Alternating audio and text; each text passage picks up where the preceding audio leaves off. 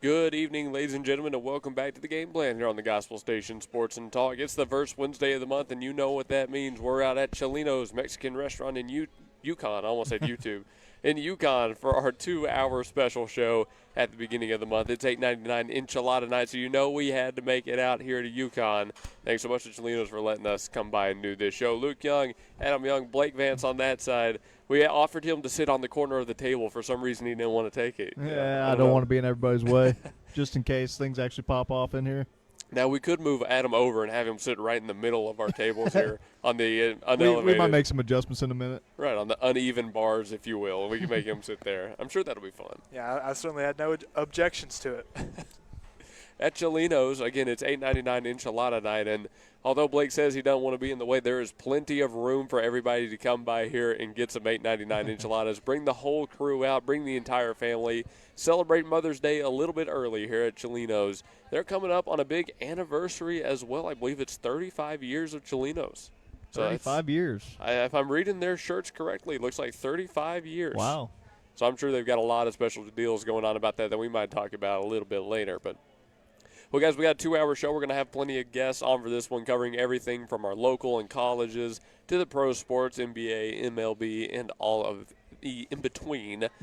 What do y'all want to start with first? I mean, usually we start with the local stuff first. Yeah, we'll go ahead and start local. We'll go ahead and start local. We got some good stuff going on here, or not here, but on our beat in Bethany. Yeah, for sure. And let's actually start with what's going on tomorrow, because we'll spend a lot more time talking about soccer. Tomorrow, we have Tuttle High School baseball in area playoffs versus Broken Bow. And at 4 p.m., we have Bethany Soccer coming on for a coach's show. And it sounds like good old John Hickman is going to be covering that for us. So shout out John Hickman. He was with us for football and basketball and does a great job with those. But tune into that one here on Facebook, Gospel Station Sports and Talk, tomorrow's coach's show, and on YouTube for the Tuttle High School baseball games. Guys, let's start with Tuttle versus Broken Bows, the number 1 versus the number 16. Tuttle has had a pretty easy path so far, though I don't know if I would call it easy. Maybe they're just that good. Well, based off of what we saw earlier this week, I think they might just be that good. So there's no telling. We saw the PG from Traylon Barnes and hit a nice little 2-run shot too while he was there, and they might just be that good. I think at this point, I think it's pretty safe to say they are just that good. Right, but the playoffs are a completely different beast. Even though Broken Bowl is the 16th seed and they've got a gigantic uphill battle against Tuttle, it still should be a very, very good series at least, because everybody's got something to play for in the playoffs. Oh, absolutely. We were talking about that last night with the soccer game. There should be an advantage there. However, any given day in a single elimination, anything can happen. So they got a tough task ahead of them, but they can get it done. And we did see that yesterday at that soccer game. So let's go ahead and talk about it now. We'll switch into that. The coaches show, the guys might not be there. Their season has come to a close, and kind of a stunner. Yeah, that was a rough one to watch the entire time. The first 45 seconds, Clinton got 3 shots on goal. One of them should have gone in, but it just hit off that crossbar, and it might have been a 2-0 ball game, Clinton, for that game. But, yeah, that was just an absolute heartbreaker with his name's blanking, but it was number 12. He just had that scorcher that just caught that outside part of the bar and just snuck in. And about that shot, left-footed, curved with the wind from well beyond the goal. I mean, he shot that from what, 20, 30 yards? It was something like that. It was out there. It was out there, and that was it. That was all the scoring, but it was enough for the Clinton Red Tornadoes, and they kind of did upset Bethany. Again, that was a Bethany Broncos team that was top of the district, nearly undefeated in district play, I think. They had like a – Yeah, I think you're right. They had won their last 7, I believe, if I'm not mistaken, if I remember correctly, by an average of right around 7 goals. So. Yeah. So they had definitely had the momentum coming into that game. And yeah, they had a lot of it too. But, I mean, the conditions are always a factor. It was a windy, it was a cold night, right? And Clinton, as you said, came out of the gates hot. And talking more about the Clinton side of it, let's talk again about their defense, because that was the big point of that game, big point of emphasis. Oh, yeah, it was absolute smothering. We talked about it on the broadcast. There were at least 3 white jerseys every time a Bronco jersey touched the ball. It was ridiculous. They just absolutely swarmed, got the ball from them. tangled them up a little bit, kind of mucked the game up a little bit too. But I mean, they got it done, so they're moving on, and the Broncos are not. And that's what it takes in playoffs, right? Just any way to get it done. Whatever you got to do. If there's no whistles being blown, just keep on doing what you're doing. One thing we kept pointing out about that game was every time Bethany would bring a ball down at about the 50, we'll say, every time they look like they have a one-on-one matchup, they might have a chance to get by somebody. Here comes a Clinton defender from behind to immediately go for that overtake, grab that steal, 2-on-1 matchup just to make it that much more difficult.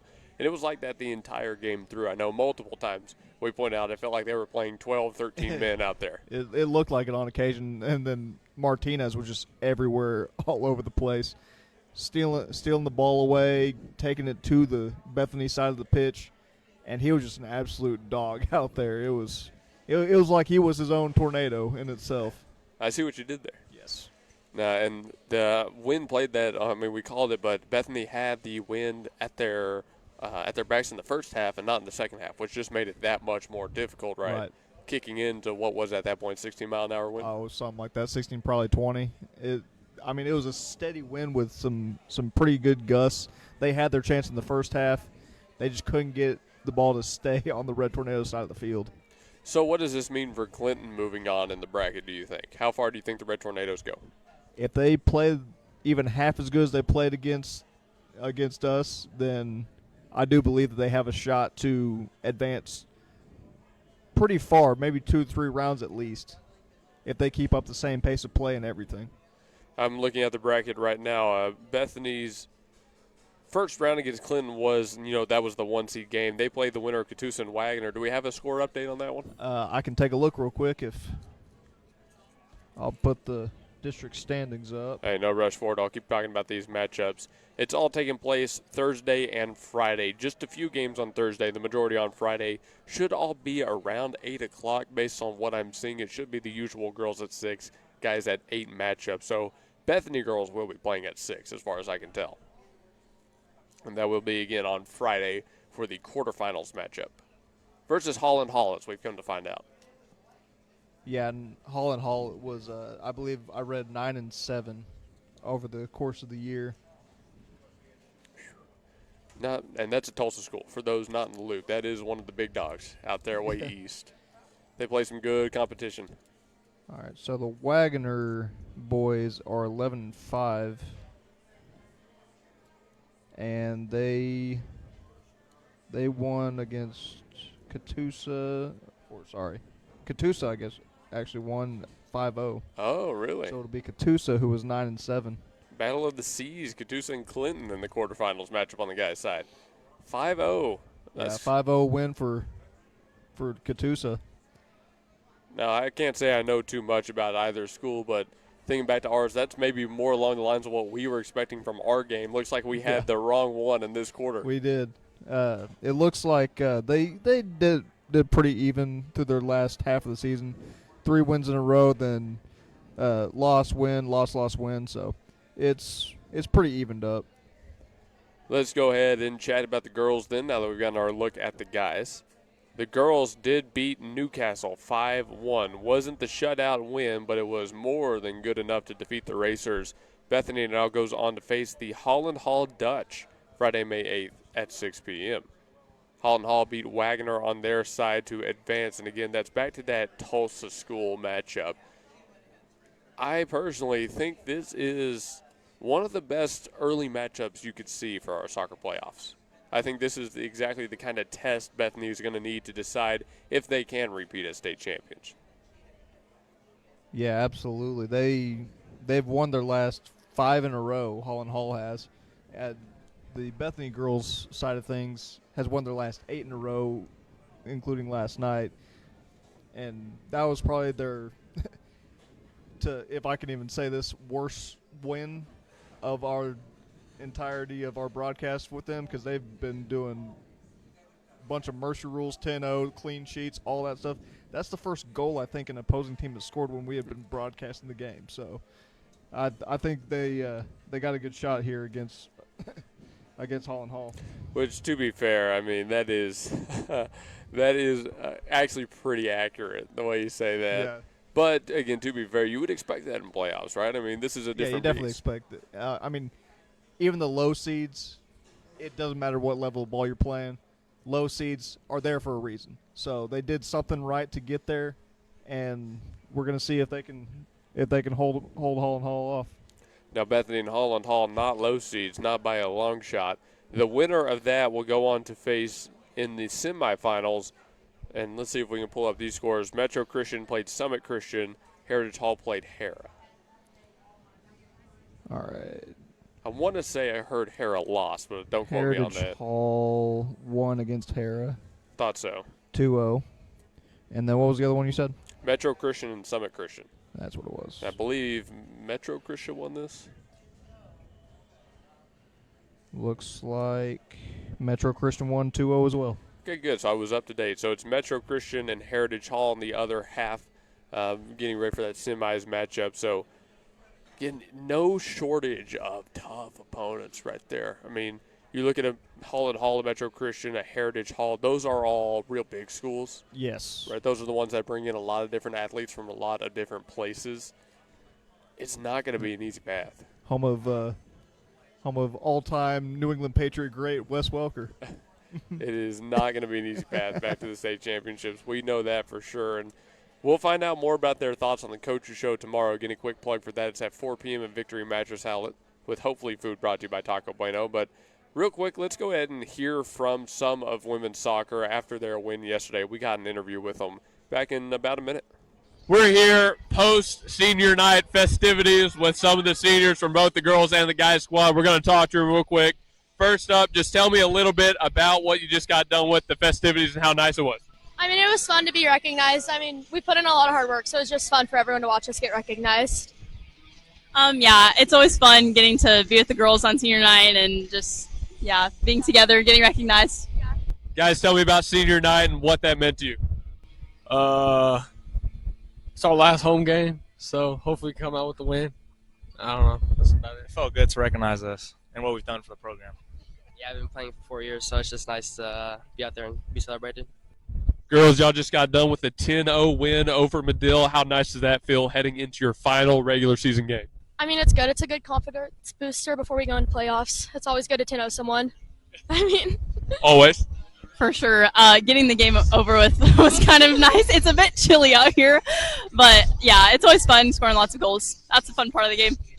Guys, they got a 10-0 win. Are we expecting the same for this one? Yeah. Yes, sir. Yes, sir. Yeah, probably. Hopefully. I believe it. All right, last question to everybody that's been up here in the stands supporting y'all or watching online. What do you have to say to them? I mean, thanks for always coming out just to support us always. Yes, a big thank you, especially to my family for always being so supportive. Guys, what do you have to say to everybody that's been watching or showing up to these games? Just thanks for coming out. It means a lot. Thanks for supporting through the ups and downs. Yeah, thank you for always supporting us and coming out and just celebrating us. Hey, everybody, thank you for doing this. Happy senior night. Congratulations on the careers. We're done here. Let's go back. All right, everybody, welcome back to the Gospel Station Sports and Talk. We got Cameron Gear here, player of the game, 4 goals. How'd that feel during the first round of the playoffs? It felt good. Excited to play on Friday. Good stuff. And you had some really good defensive plays out there. Just explain to us kind of the game plan that y'all had going in here. I mean, in the second half, we knew the wind was going to be a factor, so it was kind of just sit, win everything out of the air. Yeah, I saw that. A couple went up in the air and just died, so that really helped push things back to y'all side of the field. But what was the overall defensive plan to just get this win 5-1? Just stay compact, stay focused. Our goal isn't, make it to state. Like our goal is just next game, get the win this time. So yeah.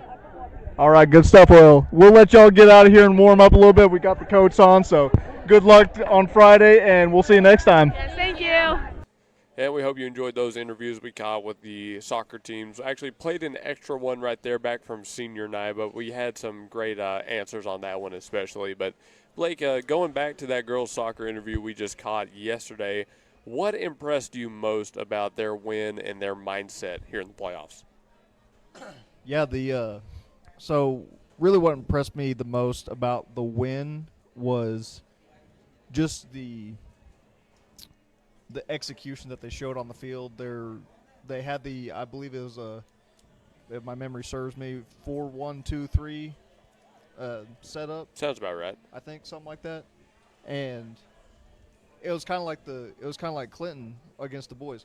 Every time a different jersey touched the ball, 3 or 4 Bronco jerseys were just surrounding, getting the ball back. Corbin Baker did an absolute amazing job at that. Evie Pipkin cleared a lot of good balls, got the ball to their playmakers in in Regier there and Balderas, and they got it done on both sides of the field. And Adalia, I believe her name was, just barely snuck one past to get that one goal. Otherwise, we're probably talking about another 5-0 clean sheet. So she just barely snuck that by Pipkin. I believe that was who it was right there. But they're going to enjoy it, but they didn't look like they were going to really celebrate until they got a little bit further in the bracket. And I don't blame them, again, because we still think their tougher matchups are yet to come. Oh, absolutely. Yeah, this one's kind of one of those, like, we're going to go ahead and get this win real quick, and we're going to go ahead and move on to the next one. All right, when you've got Tulsa Schools, you're staring down the barrel of that one. You know you got some tough matchups coming up. Tulsa Schools are tough at any level of ball. No kidding, no kidding. I played against them on a couple of them, so. That, I think, about wraps up our soccer and baseball talk. Real quick, you know what? I might throw in that Traylon Barnes post-game interview we got after his perfect game, and then I'll kind of take us to the end of our high school talk. We'll go into some college after that. So let me go ahead and pull that up very, very quickly. We'll be back in a few minutes.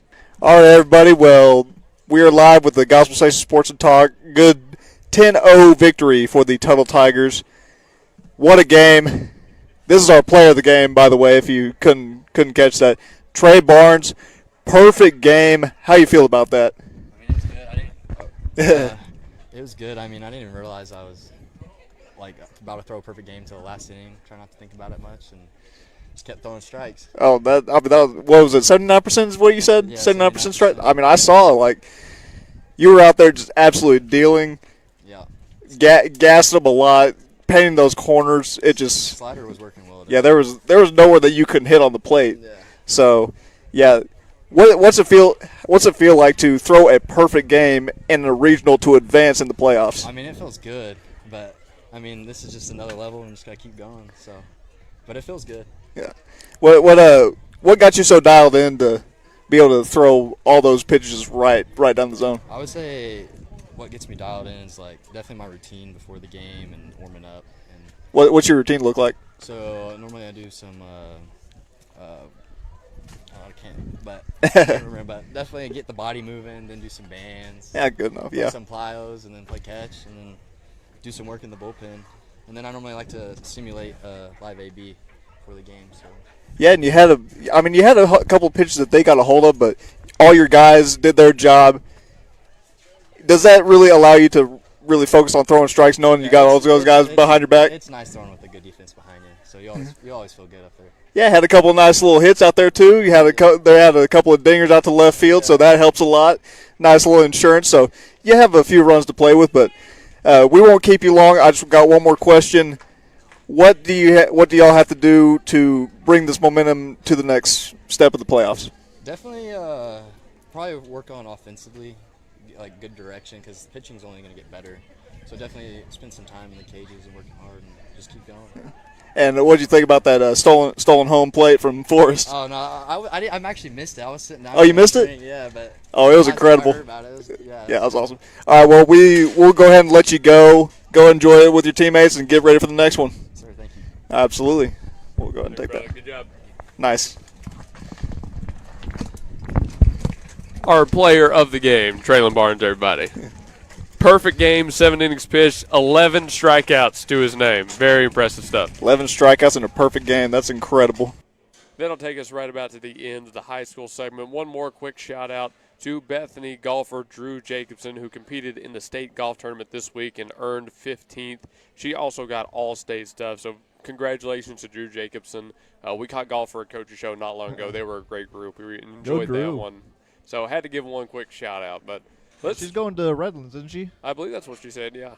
And we know that's not too far away from here either. Not too far. She'll still have to deal with the wind, but, it's Oklahoma. Right down the highway at El Reno. Pretty much. Well, let's start moving into the college scene. Adam and I on a show earlier this week talked a lot about NAIA baseball, and let's start with that. SCU is actually my alma mater, playing in the Central Region Tournament for the NCCAA right now. They got a win today. I believe the final was 10-5, I said. 13 hits for the Eagles, 12 hits for their opponents. But obviously the difference on that one comes with extra base hits. We had multiple with more than one double, and I saw one triple on the stat line. So triple, there you go. Shout out the SCU Eagles and my boy Braden Browning.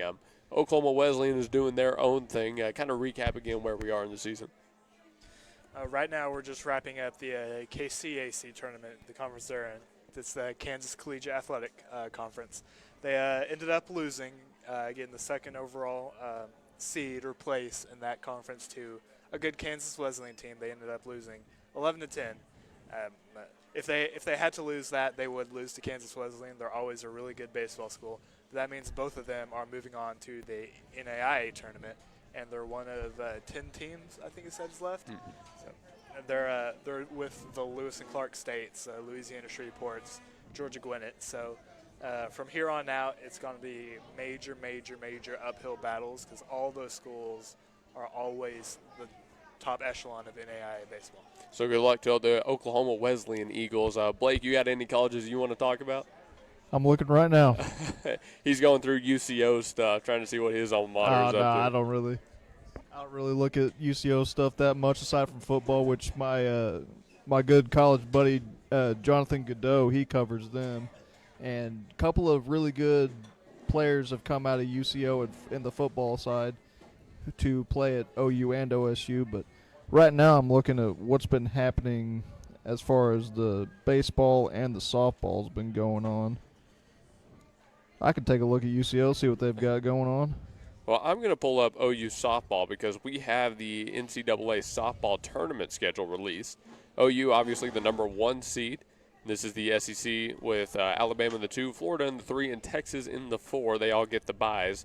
I did see earlier today that number 14 Auburn with back-to-back upsets against Missouri and Texas A&M, the number 11 and number 6 teams, respectively. So, hey, congratulations to Auburn. If you just keep on winning, you just keep winning. Got to get hot at the right time. Yeah? Right. And what's OU this year, 40-4 or something like that? Yeah, up there. I've actually got it right here, 48-7. 48-7.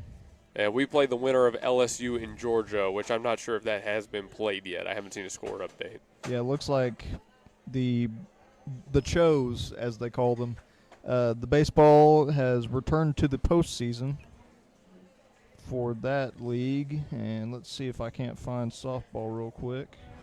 Usually softball's pretty good. While he's looking up that, I just pulled up LSU's softball schedule, so we'll check on that one. They're going to the conference tournament. Nice. Congratulations. Shout out UCO. It looks like LSU did beat Georgia. Seems on their schedule that they have moved on to face number 1 Oklahoma. And LSU is, again, like down to number 7. Georgia's number 8. So they're pretty close on the rankings, but no one wants to see OU in the postseason. Oh, no one ever wants to see OU in the postseason. Unless your name's Texas Tech. And for Texas Tech, are they even in the bracket this year? I have not seen them so far. I haven't seen a Big 12 bracket, so I don't know. But we'll all wait for that for the national tournament to see all that good stuff. Yeah, you never want to see OU in any tournament setting. No. Definitely not. Definitely not softball. Well, I think that about takes us to the end of segment number 1. When we come back, we're going to get a guest on, and Adam's going to kind of take over on segment number 2. Guys, we're live from Chelinos Mexican Restaurant out here in Yukon, 1227 South Garth Brooks Boulevard, right in the Chisholm Shopping Center. Can't miss it. Great place. You can see as we do this show, the seats and the tables behind us will start to fill up with people filing in here for $8.99 enchilada night. Blake, you've got a menu right there. You want to read some of those enchiladas off? Let's take a look. If I can find them. Are they on the other side? Top right somewhere. Whichever side is that for enchiladas. I see the avocado enchiladas and Marcelo's. Those look pretty good. 3 cheese and onion enchiladas and all that good stuff. Then you got, there's a platters. There we go. The enchilada dinner, which is your choice of shredded chicken or beef. So come by and get some of that. That sounds pretty good. I might have to dip into that. No kidding. Well, we're going to go to break, and then when we come back, we'll keep going over the menu and deciding what we want to eat tonight.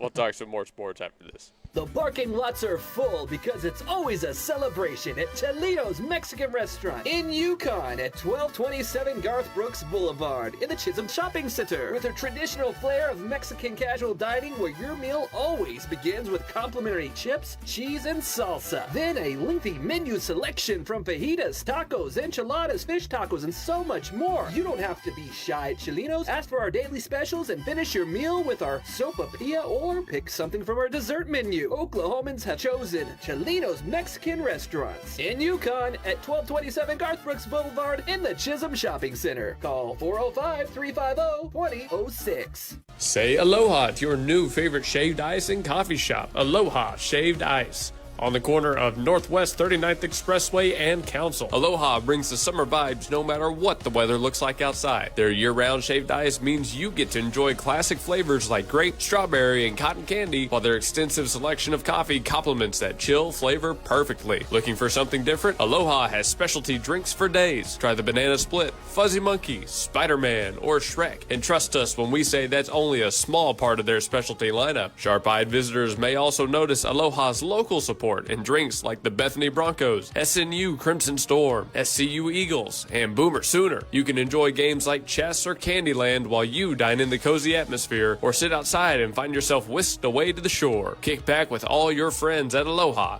8000 Northwest 39th Expressway. Call 405-633-7778, and remember that you can take that sunshine with you thanks to their drive-thru lane. Aloha Shaved Ice and Coffee Shop, 8000 Northwest 39th Expressway. 405-633-7778. Need more money? Then save more money at Nimini Auto Group, 5951 Northwest 39th Expressway in Bethany. Nimini Auto Group is where your budget meets the open road with high-quality used vehicles at prices that won't break the bank. Step into a world of automotive wonder with many different makes and models, as well as flexible financing options, all supported by our friendly and helpful staff. Got a trade-in you want valued or looking to browse the lot yourself? Call 405-470-0141. Let's find your next ride at Nimini Auto today. Stop by 5951 Northwest 39th Expressway, 405-470-0141.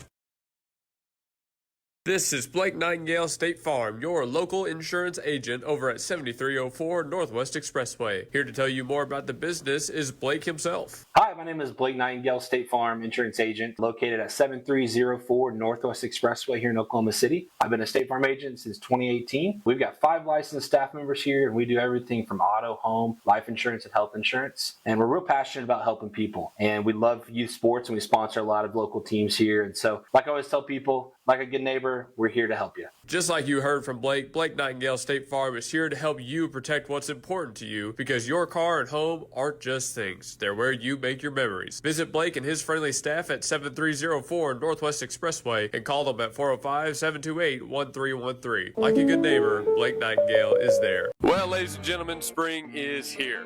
And when you need help with all your tools, lawnmowers, and more, Evans Hardware out here in Midwest City is the place to be. 1021 South Douglas Boulevard. In the springtime, lawnmower maintenance is more important than ever. In Evans Hardware, it's the place to go for all your lawnmower maintenance tools. They've got seat repair, they've got brand new handles, blade sharpeners, and cleaners, and of course new belts line the walls as well. Remember, when you need lawnmower maintenance, power tools, stuff for the garden, and everything in between, Evans Hardware in Midwest City, 1021 South Douglas Boulevard is the place to go. Do it best here at Evans Hardware.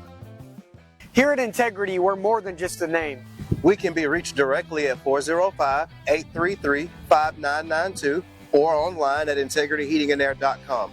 Remember, we offer free estimates and second opinions on HVAC, plumbing, and electrical. We offer a lot of services all around the metro. We go within 130 miles. Today here we want to show you our trailer. Basically what we consider angioplasty for your home, just like you would with surgery. We go in and kind of can save the pre-existing lines no matter the condition. Any old cast iron, any Orangeburg, any clay pipe that's pre-existing inside or outside, we can go in and completely reline the inside of that pipe to make it like it's brand new. We recently did a house that was 70 to 80 feet of liner. We left the house how we got there. We didn't have to break nothing up. We are now taking care of a secondary branch line that goes to a bathroom. With us doing this, it makes sure that you get many, many years of service out of your line, and we're able to do as good of a job as we can. Integrity Services, new location, but same great service you've come to know and love. We can be reached at 405-833-5992. Give us a call. Give us a call.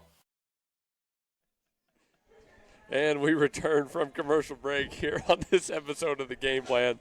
We've got our next guest here on the phone. We'll introduce her shortly. But first, we're live from Chelinos Mexican Restaurant out here in Yukon, 1227 South Garth Brooks Boulevard. It's $8.99 enchilada night, guys. And one of my favorite things to come out here is actually the quesadillas, but I've had the enchiladas before. Very, very good stuff. So I do recommend everybody stops by and grabs some themselves. They also have tacos, burritos. There's a seafood and a children's menu on there as well. A bunch of great stuff. All here at Chelinos, again, 1227 South Garth Brooks Boulevard. And, guys, what's your favorite item on the menu, do you think? What's your go-to Mexican deal?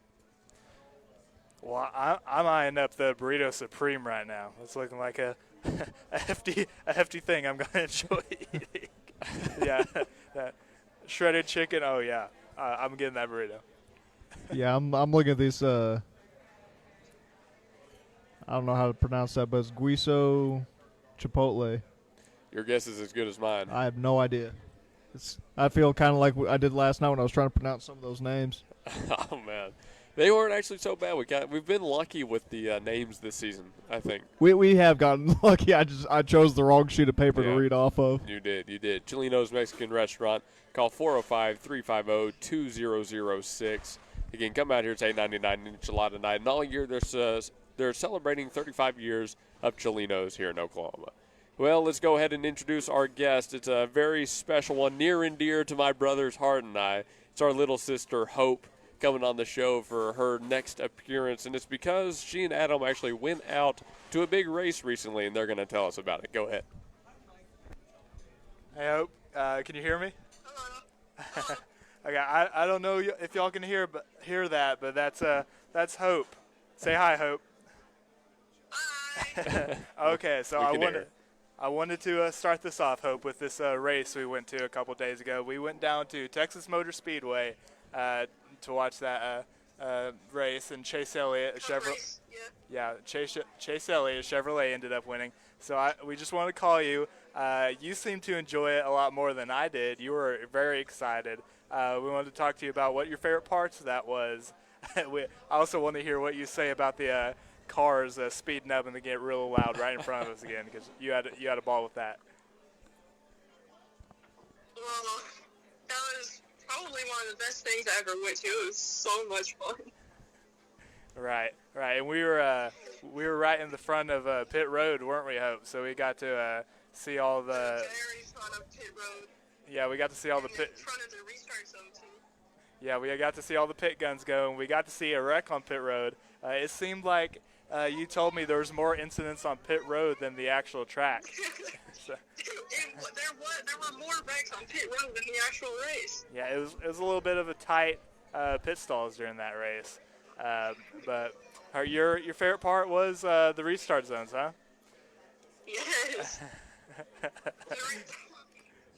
Okay. I can't really describe it, but like the restarts were very fun to watch. Just all of them just bunched up together. The risk of crashing into each other just going out of control. Yeah, just watching them come around the second time still bunched up. Yeah, like that.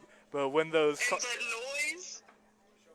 Right, the noise. But when those cars first went around the track, what were we kind of chuckling at as soon as the pack of cars went by?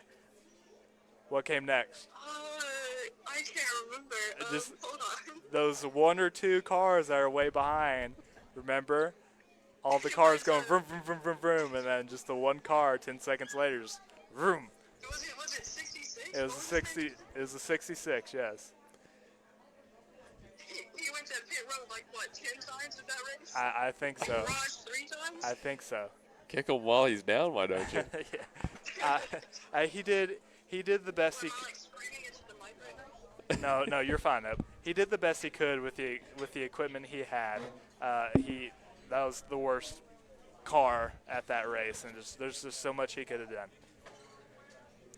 Yeah, it seems like you really enjoyed it, and the worst part was obviously getting out of the speedway. We were sitting in the traffic for about an hour or so. Hope I think you fell asleep on me 4 different times, falling asleep, waking up, falling asleep, waking up. He's making stuff up. I did not fall asleep. Sure. But I wanted to switch a little bit to this next race. We're going to Watkins Glen. It's a road course in New York. And Hope, I wanted to bring this up because I'm going to tell you to watch it, because this track is the best track for your favorite driver. I do love road courses. I also wanted to talk about what they're doing to the first turn. I told you about this, that giant turn where they can go way off the track and end up about 6 or 7 wide. Then they have to merge back on the track and go single file. And there's a lot of passing in that area. And unfortunately, they're taking away that area. And by the bumper down there, they're putting tire walls to make that turn a lot smaller. So you have to go single file in there. The reason they're doing that is because there's a lot of complaints about track limits and that kind of stuff, kind of going the direction F1 went on the track limits thing. So I just wanted to see what you thought of that. If you think we should have done this, or should we have kept the old turn 1? I don't really have much to say on this. Like, I've not been as much of a big NASCAR fan as you. I like the turn as it is. It's not about to be as it is for much longer, I hope. It's not. You say they're making it a sharper turn? They are making a sharper turn. They're taking away that giant runoff area, so you'll have to brake a lot earlier, and you'll have to take that turn a lot slower, which takes away a lot of passing in that area. That would make it a bit more interesting, that turn. I think so too. I see the argument for both sides when they keep it there because there's a lot of passing, and then wanting to add the walls to kind of take away the track limits infractions that happens every time we go there. But I think I would prefer to keep the old style just a little bit more than the new style they're doing. But I want to see what you thought of that. I can't really have any opinion on it. Like I said, I just started getting into NASCAR. Right. So I guess you would prefer the first turn then. So I really think that's all I wanted to talk to you about. Just tune into this next race. That's one of your favorite tracks and all that. So I think you'll have a blast. She got some merch? I will be watching it. She did get some merch. Hope, tell us about that shirt you bought. I did. I got a Shane Van Gisbergen shirt. I love the shirt so much. Right. I also got my own shirt. I went to a different hauler and got an Austin Dillon shirt. Then I also got a sticker to put on the back of my car. So, yeah, it was such a blast. We're gonna have to go there again next race. Next race in Texas. That's a whole year from now, since there's only one Texas race on the calendar now. It was very fun. I enjoyed spending time with you, dear brother. I'm glad you liked it. I thought it was going to be more expensive, but it was still a little bit expensive, so I'm glad you liked it. Well, keep Hope on the line and tell us a little bit about the actual race. Like, who won it? How did it develop? Tell us about that. Well, I started with saying Chase Elliott won. He's a Hendrick Motorsports driver, Chevrolet. Aside from what we talked about, Hope, is in the restarts were pretty chaotic, and then maybe 3 or 4 laps after they were all bunched up, they went single file the entire race. There wasn't that really big wreck that I was telling you about, Luke, where they can dig into the grass and shoot up because they're so single file. But the biggest incidents were just spins, like tapping the wall a little bit and then maybe tagging another car and he goes spinning in the grass. I actually think that's not true. We talked about there's more incidents on pit road. There's one instance where Joey Logano, number 22 car, he was max speed on pit road and completely clobbered the back of his stopped Cole Custer, number 41, because he stopped in the middle of pit road to let a guy who was in his box go because he was blocking his box, and Logano didn't even see him, and he just completely runs him over, tears off the back of his car, tears off the front of his car. And I would think that's the biggest incident we've had. Okay, I've got a question for you then. how does this happen? They're professionals. How can that possibly happen in a sport like racing where it's so uniform for so much of it? Like you told me on a race recently that a lap car got taken out. Like, how does that happen? Well, they're still human. Mistakes can happen, and they can still find instances where they're going so fast and they can get kind of globbed together. Because Texas is a little bit of a smaller track, not lap-wise, like speed-wise. It's a intermediate style track. I'm talking about from like fence to infield grass, like the lanes. It's a little bit of a smaller track. There are big potentials for them to kind of get smushed up, and that'll happen with just it's like driving on the highway, you know, like the cars get smushed up, and that's pretty much what happens. The instance you're talking about, the lap car that took out that leader, the guy in second at that time, he was passing the leader, and he was in the high groove because he had to pass up there. And a lap car also in the high groove trying to stay out of the way spins in front of him, and that car passing the leader had nowhere to go. He tried to get down and just got completely taken out by that lap guy. So this stuff can happen. They get congested a lot, and that's pretty much when incidents will happen. I mean, I guess it makes sense, but I'm still like, why would that? I don't know enough about NASCAR, so maybe it's a dumb question, but why would the lap car even be on the track at that time? Well, because you're still racing for points, even though you're lapped. You're still fighting other lapped cars. Okay, so that's what you mean by lap car. I thought you meant like start car, the one that leads them at the start of a race. Oh, no. Okay, so a lapped car, not a lap car, a lapped car. Lapped. Okay, that makes so much more sense.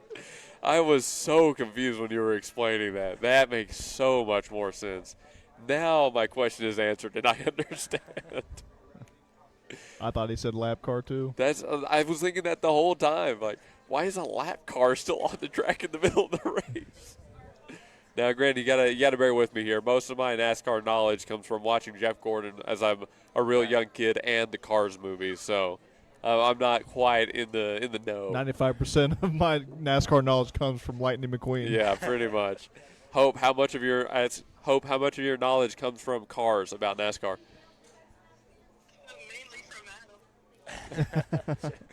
So because Adam has watched so many of the Cars movies, you know about it? Yep. She just said, yep. Pretty much. Good short answer. I don't really think I ever got this question answered. I'm still surprised you wanted to go watch the F1 movie with me way back when that came out, because you weren't into racing before then. You came to me and said, hey, I want to go watch the F1 movie with you. What made you decide that?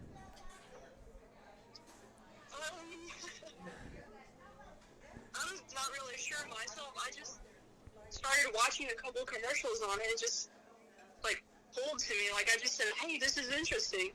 I should go see this with Adam. Looks like it would be very fun. And then I watched it and I'm like, hey, I like this. This sport's pretty cool. There were sections where it wasn't very realistic, but yeah, you started watching F1 too, and you liked that a lot. So I think it did us some favors. It did. Now, did you guys meet anybody famous? Did you get to meet Michael Jordan out there? We didn't get to go down to the edge of the track. We didn't even see Michael Jordan. I don't think we saw the drivers as they were driving around doing their driver introductions. I think that's the closest we got to the actual people. I don't think Hope has anything to add to that. I was waiting on her. Now, you sent me some videos of the cars going around, and in post I might add those to our broadcast just so that people can see. From me being up here, I was working while they were sitting. It was pretty cool. One thing that will never get old for me either is the roar of the engines as they come around the track. The TV absolutely does not do it justice. It's so much different. Especially at the end of the caution when they start in the restart zone. I love that engine roar. It's so cool. Right. It's so much different than it is on TV. That's the kind you can feel in your bones, right? It just shakes the entire stadium. Yes, the entire race. I'm surprised Hope didn't try to cover her ears at any point. Yeah. I've been a band kid for 8 years. I'm used to loud noises. That's the excuse we use. Yeah, the hearing's already shot. We're good. Mine is. The cars are also so much bigger than the last time I saw a race. Last time I saw it was in 2014, and in this next-gen car, you used to be able to sometimes run 3 lanes at Texas. Now you can only run 2 with the size of the car. It's a completely different world from last time I went there. Aerodynamics, I guess. Right. Okay, so now I've got one more question for you, then we might switch topics here. If you were going to recommend a race to a new fan, what race would you recommend they go to or go watch? If you're looking for something chaotic, trying to get the wow factor, I would say a super speedway, either at Talladega or the Daytona 500. Those usually have the biggest wrecks, and if you know a little bit more about racing but not necessarily NASCAR and are more on the technical side, I would say small ovals or road courses. Hope, I don't know if you heard the question. If you could recommend a race to go to or watch for a new fan, what race would you recommend? Well, pretty much what Adam said, Talladega or the Daytona 500, those big ones. Yeah, but I would kind of throw in Texas Motor Speedway since that was my first, and I really like that. I mean, that's fair. That's good experience. Texas Motor Speedway, I think, used to host a playoff race, so that shows you how good the racing product can be there. But, again, I think the answer to that question for a really, really new fan is a Talladega or a Daytona, because that's when all the cars are packed together for the longest time out of any track on the schedule. It gets chaotic at the later half of those races, too. All right, well, let's pivot topics here. Hope, stay on the line. We're pivoting topics. You've got another big sport you like, and we're talking about it on the second half of our show. With the time we have left here, let's talk a little basketball. Hey, you're going to have to hold this. My arm is getting tired. All right, Adam's arm is getting tired. We're talking a little bit of basketball, sis. All right, let's go to it. We've got a guest coming on in our next segment who's a big Lakers fan. So they're playing the Thunder right now, 2 teams you don't like. What are we thinking about this matchup? I hate both of them with a passion, but if I had to go, I'd say OKC beat the Lakers because I hate the Lakers more. Spoken like a true fan. The Celtics-Lakers rivalry will never die. I will always dislike the Lakers more. You know, the Lakers do have Austin Reeves back, but it didn't seem to make much of a difference. Do you think it would make any difference if they got Luka back? Probably. I mean, he's showed his usefulness there. Like, he seems to like it more with the Lakers than he did with Dallas. I mean, he is playing with LeBron James. With the LeBron James. I don't know. I personally think he wouldn't make too much of a difference. I mean, we know he's a liability on defense, and that's kind of OKC's whole thing is playing a really good defense. So if you can't stop them on that end, they're going to stop you on the offensive end, right? Mm-hmm. Okay, so let me ask you this follow-up, and I'll get everybody's thoughts on this. Thunder got the Game 1 win. How many, or if any, are the Lakers going to take off of OKC? I have OKC in 6, so I said 2.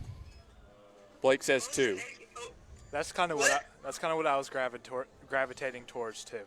Most of OKC's points are from Shea flopping and getting free free throws. What you got to say about Luka flopping? He said, what do you have to say about Luka flopping?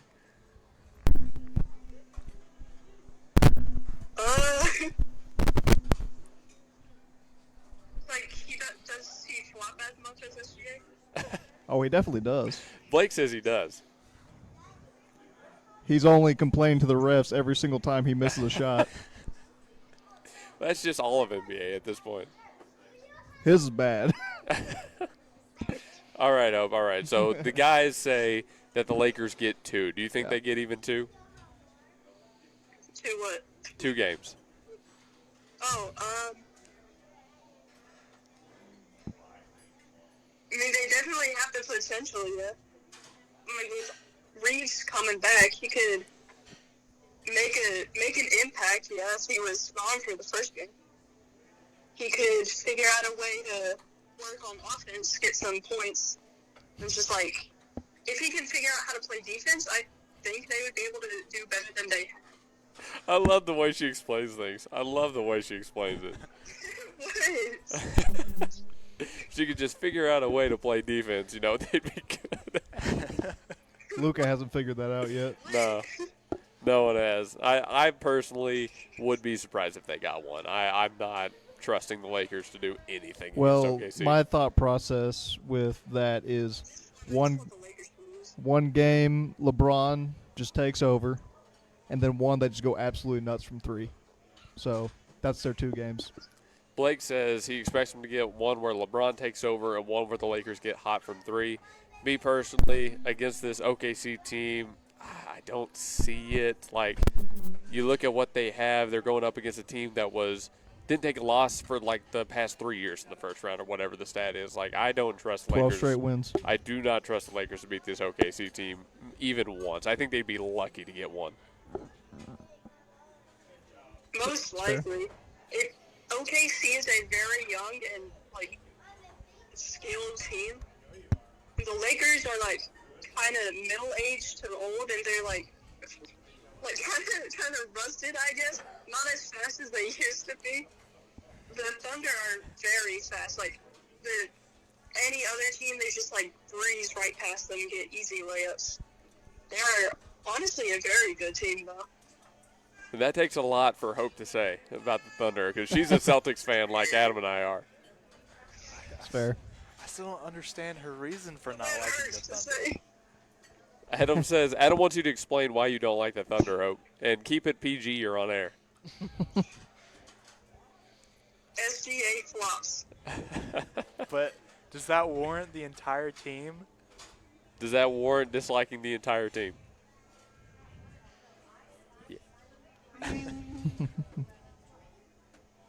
No. No. So so then where do you stand? Don't like them. Okay. Hope is. You could not like a team for no reason. That's fine. That's true. Hope Fair enough. Hope is the most biased fan out there. I don't like the Pelicans for absolutely no reason. Celtics, I don't like them. All right. Well, then before we go to break, let's talk a little bit about the Celtics. Hope, why do you think we lost to the Sixers?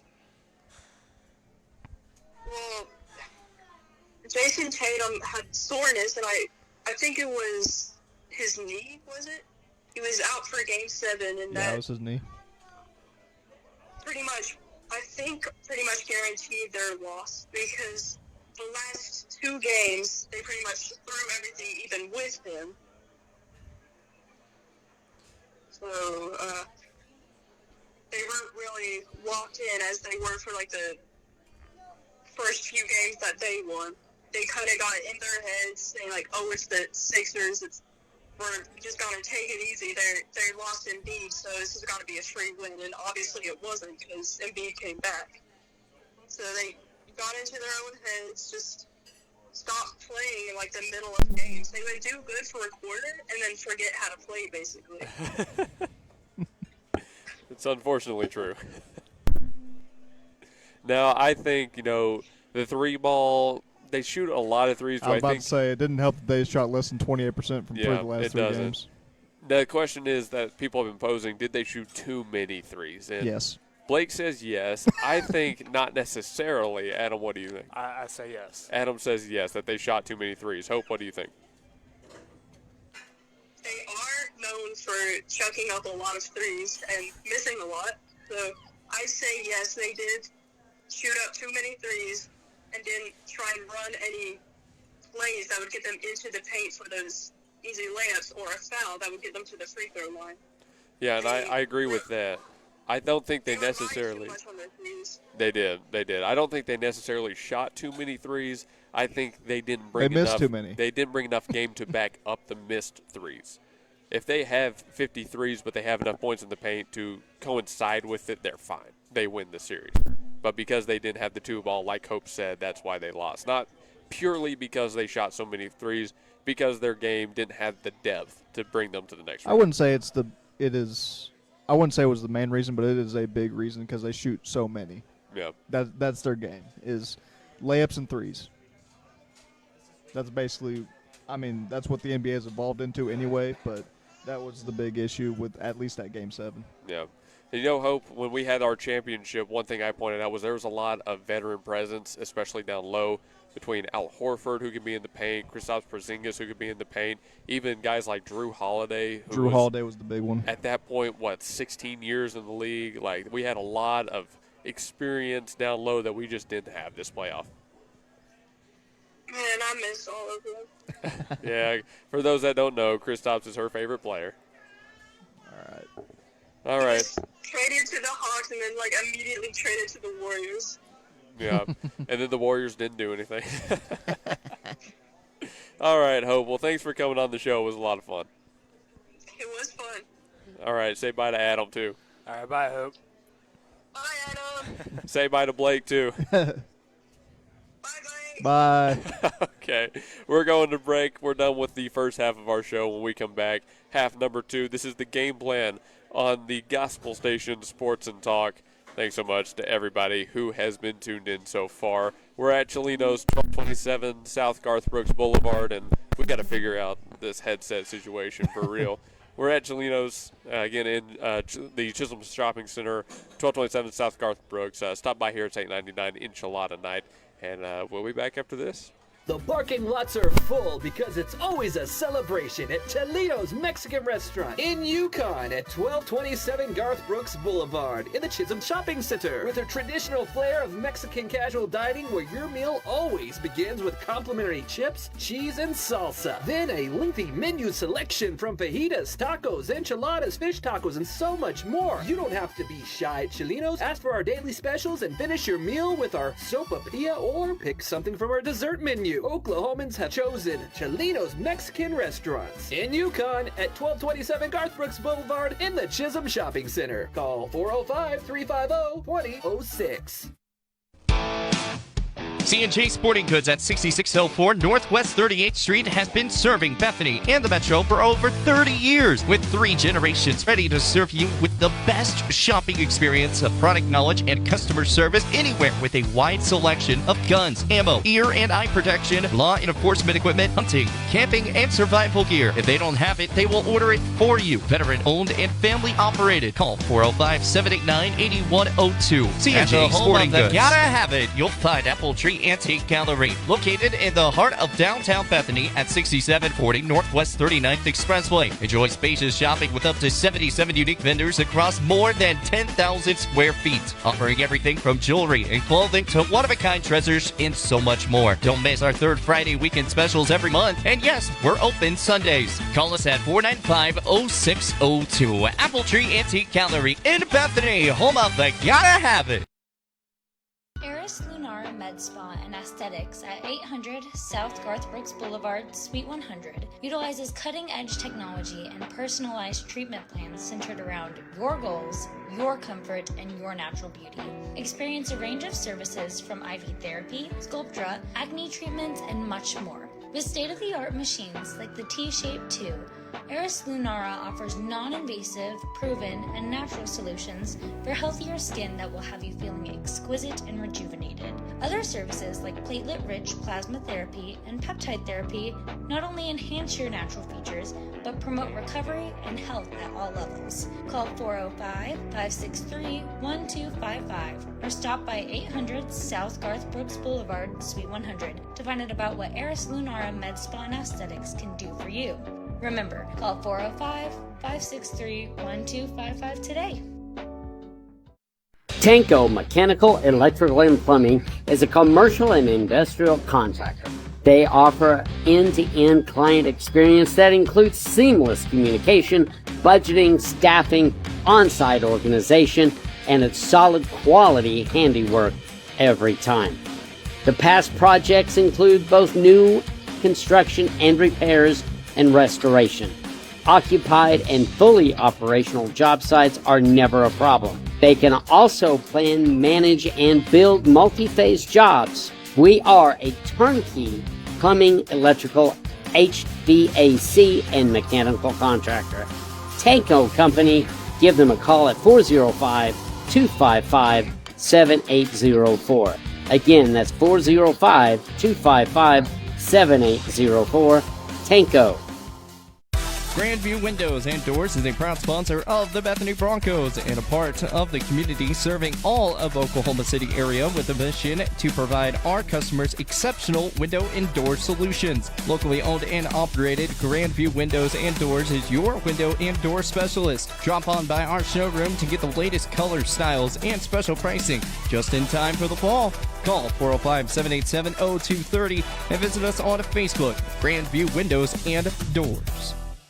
Stan's Plumbing is your locally owned full-service licensed and bonded plumbing company proudly serving the Oklahoma City Metro for over 30 years. Stan's provides all types of plumbing services like faucet and toilet repairs, sewer repair and trenchless pipe replacement, water heater repair and installation, both tank and tankless, plus drain cleaning and jetting. All plumbers arrive with fully stocked trucks and can resolve your plumbing problems in a timely manner. Since 1988, Stan's Plumbing has held itself to a higher standard in plumbing. Call 405-721-5100 to schedule your appointment. Stan's Plumbing, Valley Service in a dirty business. 405-721-5100. When technology has you screaming at the office, call Simplify Tech Solutions at 405-981-1011. Located at 4221 North MacArthur Boulevard, Simplify Tech Solutions features IT management, business phone systems, manages Wi-Fi, and offers repair and support. Simplify your Wi-Fi before the emotional breakdown by calling Simplify Tech Solutions. Locally owned and operated at 405-981-1011. 405-981-1011. Simplify Tech Solutions. And we return here on the Gospel Station Sports and Talk. It's hour number 2 of the game plan, live at Chelinos, 1227 South Garth Brooks Boulevard in Yukon, Oklahoma. Thanks so much to Chelinos for letting us come out here and do the show. By the way, they are tagged in our Facebook Live video, so you can go and find their Facebook that way. For Chelinos, make sure you call 405-350-2006. Again, in the Chisholm Shopping Center, 1227 South Garth Brooks Boulevard. It's $8.99 enchilada night, and because they close at 9 p.m. tonight, you've got plenty of time to come in here and get some great enchilada and Mexican meals yourself. We were going through the menu earlier, and we all picked out our favorites. You know, no matter what you're in for, you're going to find a great deal. And that is throughout the entire menu here at Chelinos. Hard foods, desserts, you want some drinks, they've got it all. They've got all with the friendliest service imaginable, by the way. I was trying to find that dessert that Daniel had last time. Yeah, it is pretty good. I've had it before. But we had some friendly hostesses come through, or waitresses, and take care of us throughout this show. And it's always tough because not a lot of people want to be on camera, but they don't mind being in the camera if it means serving the customers. And that's great customer service that you just don't get everywhere these days. So thanks to Chelinos again for coming by and letting us do this show. We await a special guest here on this segment. One Trey Allison is going to be joining us here very shortly. He now runs his own sports page and sports media account that we're going to talk to him about. And guys, he is Texas specific, so all your Texas teams plus the LA Lakers, which is why I had Hope say what she did about the LA Lakers. Well, it's plus Luka, really. Yeah, well, pretty much. We'll have to get his response to that and have him do like a debate or something.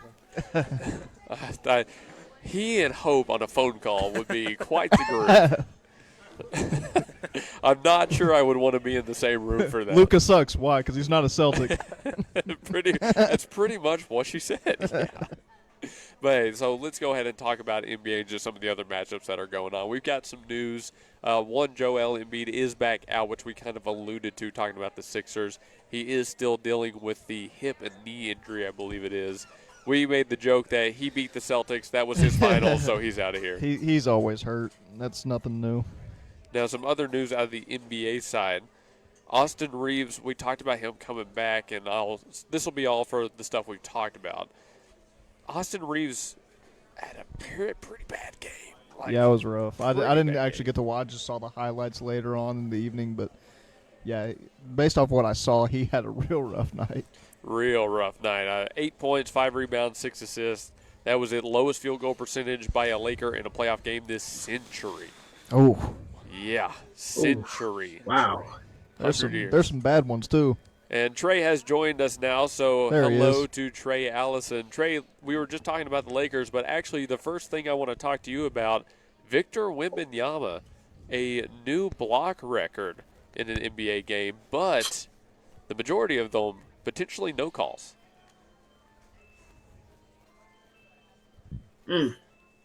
12. I saw that. I was talking to my friend the other day. I was like, 12 blocks. and Wemby's only in his what season? Like third, fifth, I think he's in his fourth third. season. Third, yeah. Oh my gosh, that's scary. Oh man. Well, when you're 18 feet tall, it's a little bit easier. This man can only get much. It's not to say this, but better, stronger, and that's scary because. But if the Wolves win tonight, I got Timberwolves winning that series in 5 or 6. But if the Spurs, I got that series going to 7 regardless. 7 depending on what happens tonight. But if the Spurs win, I got them beating the.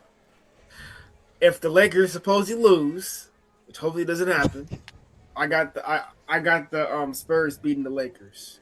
I mean Lakers. Covering all of his bases right there. Yeah, no kidding. If Minnesota wins tonight, then they win the series. If the Spurs win tonight, then they win the series. I like it. Hey, I respect it. That's, like you said, it's covering the bases, right? Yeah, you got Trey? to cover all the bases. Yeah. All right, our game happening tonight is 76ers Knicks, and we haven't spoken much about the Knicks. Trey, from your new media account and all that stuff you've been doing, have you talked much about the New York Knicks? No, but should I cover all teams though? I mean, I know you're trying to stay pretty specific to Texas, but yeah, they told me I can cover my favorite teams, but they didn't. Yeah. I mean, would it be better if I covered? Would it be better if I covered all teams though? I mean, that's up to you. Yeah, I think honestly sticking local to Texas kind of gives you your specialty, if you will, right? But I mean, like if it was me personally, I'd be saying something about how Jalen Brunson is succeeding in a new role now that he's out of the shadow, if you will, of Luka. you just gave him an idea for a new video. That is kind of true. Trey, tell us Basketball's about my thing. Yeah, tell us about the videos you've been putting out here. You just recently started. Yeah, so I got an intern position with the sports media company called SLA Sports, and I hit them up because they covered Game 1 of the NBA playoffs for the first round of the Suns versus the Thunder. So I was like, "Oh, I wonder how I can get involved." And so they told me to drop one video about the Thunder. And then ever since then, I made no more videos. I'm not a Thunder fan. But I've been covering Luka and my Lakers and the Mavericks. Because I'm going to follow Luka and wherever he goes. And so the Mavericks, Rangers, Wings. I don't watch the WNBA. I'm sorry about it. See, there you go. Jalen Brunson was a Mav. You can cover the Knicks. You're right. You're right. Yeah, you're he's right. debating. He's thinking about it. You're right. But, yeah, I mean, it's a great start. Company really likes me, and, yeah. Dude, we're happy to hear that. And you've been posting, what, like 2 a day? It feels like you're pumping out some content here. Mm-hmm. So, obviously, my next question is, how can the people find you? So my Instagram is here. I'm gonna send it to you, Luke.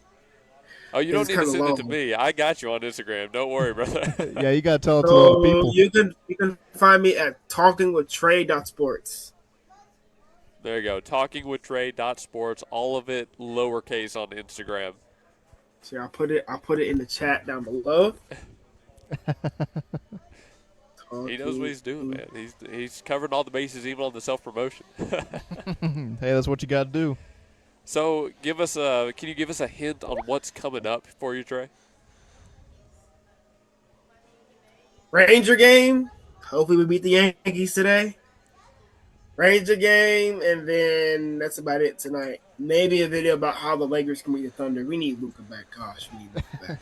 Okay, see, he's the exact opposite of Hope. I don't think Luka helps him. I don't think he changes the course of it. I'm sorry. I don't think he does. Hey, Trey, do you remember the last time Luka played against the Thunder? Oh, man. How many did they lose by?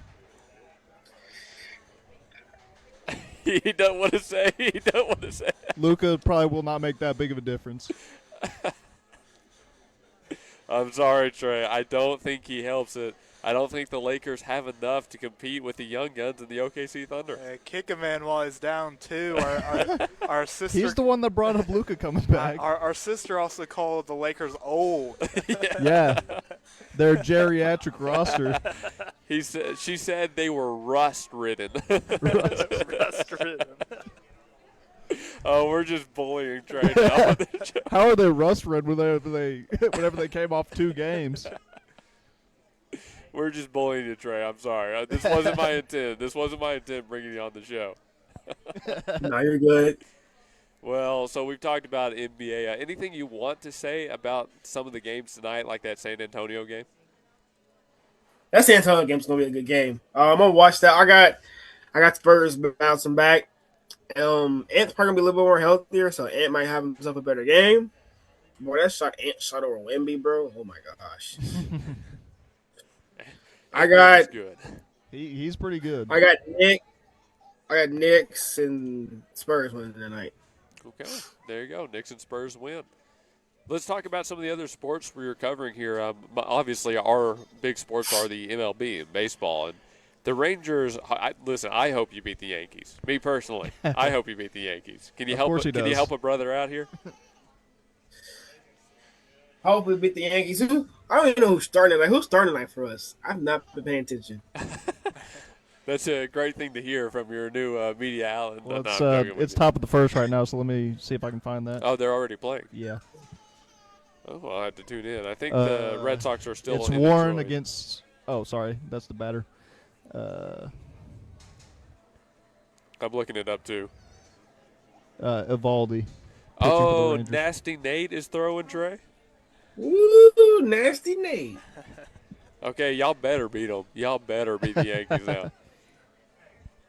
Yeah, the Rangers are 3 games under 500 right now. And then we play the good old Cubs next. All right, so I got to ask about your division. Once again, I know it's still early, but it feels like no one wants to win it. It's what, Seattle is number 1 right now. They've kind of set themselves apart. Seattle? I can look it up. Aren't they? Because I haven't looked at it for a couple days. Trey, you're supposed to be covering this stuff. Why are you surprised? I was the Oakland A's. I know the Oakland A's of no city currently. I know Houston is bad. I mean the Sacramento A's. I can always deal with Houston being bad. Houston's bro. Jose Altuve swung at a pitch yesterday, bro, and it was I don't know. I saw that video. It was in a Shohei Ohtani sweeper in the other batter's box. He had a good Javi Baez type swing on it. Will Smith had to completely dive into the other batter's box for Hey, it. give Jose a break. He's 3 feet tall, all right? Okay, so Seattle is a game and a half behind the Athletics. Athletics are leading the AL West. Okay. And by the way, the A's are leading the AL West with a game above 500. So, just like the Astros are doing good. That should tell you how great the division is right now. Incredible division. Athletics, Mariners, Rangers, Angels, Astros. I always love seeing the Astros way down in the pit. Or as I used to call them, the not-so-athletic. Yes. Makes me happy to see the Astros sucking right now. So Trey, I know you and I have talked about this before, but why the Rangers and not the Astros? Why not both? Because they're cheaters. Because I hate the Astros. They're cheaters. They're trash cans. They're cheaters. It's Hope's answer. Hey, I didn't hate the Astros that much. Rangers. I didn't hate them that much growing up until a cheating investigation. Right, 2017 when all that really hit. We were rivals and stuff, but I didn't really hate them that much until the cheating investigation. So who do you think, it's a long way off from now, but who do you think will win that division? Ooh. I mean, Seattle's coming off of a really good year, not quite off to such a red-hot start. I feel like if Texas hangs around, they'll have a chance, but I don't know if they're built for a deep postseason run. Who do you think comes out on top? I either got Rangers. Of course, I got to say my Rangers. If not the Rangers, maybe Seattle. So you think it kind of sticks with the 2 teams it's been? Yeah, Seattle. It's going to be between Seattle, Texas, and Oakland. Not Oakland, Sacramento. Now, one thing I do want to point out about this division, Seattle is the only one with a positive run differential. The Athletics lead the division with a minus 18 run differential. Yeah, so I feel like at this current point, it does feel like Seattle will set themselves up better to usurp the division come the later stages of the season. Texas is pretty close by, though, Trey, only a minus 4 run differential. I think when it comes to deep during the season, you will start to see the real teams and who the real teams are. I think the Mariners will get hot, and I think the Mariners will be better deep with that pitching they have. Yes, they when it have comes the to deep in the defense, they have the postseason. pitching. Now with the Sacramento A's, I keep calling them Oakland. I'm so used to calling them Oakland. Me too. With the Sacramento A's, I'm not really too sure about their team. Last year they were horrible, they're god awful, and then I don't know who's even on the A's. I don't know. But, I think they recently got what's his name, Sean Murphy from the Braves. Did they not? Who? The catcher from the Braves. I have no idea who that guy is. I think know. he's an all-star catcher, so it's kind of a big deal for a little bit. Something like that sounds familiar, yes, but I wouldn't know at this point. I'm looking at the Rangers staff right now. They've got still some really good starters. We know Valdi is good. I know Leiter is good, and he's really young too. But is Jacob deGrom still throwing well? I feel like I haven't heard about him all year. He just let up like 4 runs yesterday against the Yankees, so no. Gotcha. Yes and no. Gotcha. So not throwing well. I mean, compare that to Framber Valdez. He's throwing very well. And Framber Valdez is throwing very well at batter's bags. He's hitting his spot when it's pegging the batter right in the bag. With the Astros? No, he's in Detroit now, remember? Oh. Yeah, he went with a screwball up there in Detroit, and then he got tossed in their last game versus the Red Sox. After giving up 10 runs. So, yeah, what Adam said, he gave up 10 runs, gave up back-to-back home runs, and then plunked Trevor Story and got in a fight and got injected. And everybody is calling it what it is. It wasn't really a fight. Both Detroit and Boston kind of knew what happened. And like, we don't need to fight about this. He threw a little hissy fit, and he had to go. Framber Valdez was acting like Framber Valdez, and he got tossed from the game. Real quick sidebar: the Knicks and Sixers just tipped off, and about 2.5 minutes in, somebody bumped knees with Cat, so he's kind of laboring around a little bit. Well, we know his knee is not quite as good right now either. So it's actually playing on the TV behind us right now. So it looks like a early 7-5 lead for the 76ers right now. Yeah, Cat's a big part of their success. If he goes down, it's going to be the same thing for the Sixers, and like with Joel out. Like, yeah, it looks like he's moving around okay, but yeah, he got his knee bumped. Those are never fun. All right, Trey, we've got about 12 more minutes left here, so go ahead and say whatever you're going to say. Yeah, I was watching that Sixers Game 7. It looked like Embiid got pretty shaken up, though. Yeah, did he got ran over. Yeah, bad. I mean, he was laying it all out on the floor, but he's paying the price now. Oh, he is, definitely. Trey, do you think he comes back? Game 3 or 4. 3 or 4? I would not be surprised if he rushes back. I wouldn't. At all. No. I still don't know what the exact injury was, but I can look. I think I have it saved, so give me 1 second to go find the saved post. Yeah, and Kelly Oubre just hammered Cat whenever he was going to the cup real quick, and he was down for a bit. I don't know if he's up now, but it looks like they're assessing it for a flagrant. Ooh, that's a nice elbow to the face. Yep. So 2 flagrants. Those just cancel out, right? Yeah, probably. Yeah, that one's pretty bad. Trey. I got the game on. Oh, he's got the game on. I got the game on. All right, we're giving live updates. All right, Trey, Joel Embiid, ankle and hip injuries. Ankle and hip. Yeah, so that's always the ankle. Not the One knee, thing about Embiid is if I'm the Sixers, I trade him because he has too many injury problems. Trade him. You can trade him, and you can get Cam Boozer or somebody. Oh, I don't know. Trading for Boozer. I don't know. I don't know. We're all kind of like. I mean, Trade him. Pops is a pretty good player, but Trade him, and you can get 2 top 10 first-round picks. I think they. I mean, I wouldn't they could mind get a that. first round. I mean, you would have to. Somebody would have to. Just to get the salaries to match, include at least 1 to 2 other players Yeah. with the picks, just to make the salaries work. Yeah, no doubt. They could absolutely get that. It's just who they traded to, what picks they get, right? Right. I Trade don't them to OKC. They got picks to spare. No kidding. Trade to Dallas or trade him to Lakers. That's what the Lakers need, more injury problems. Yeah, more injuries. Yeah, then Embiid will be in the finals. All right, Trey, one other thing I wanted to mention for the Mavs. They are now hiring Masai Ujiri as the franchise's new team president and alternate governor, and I know you put out a video about this. Tell us about it. So I'm glad that we hired this dude, but really, to be honest, I just hope that he's able to bring back Luka in the next 2-3 years, because that's what the city needs. But honestly, though, it's good for the city Dallas because Mavericks are in the rebuilds. I mean, we went to the finals. I don't know why we're talking. Ugh. Anyways, the wound is still fresh.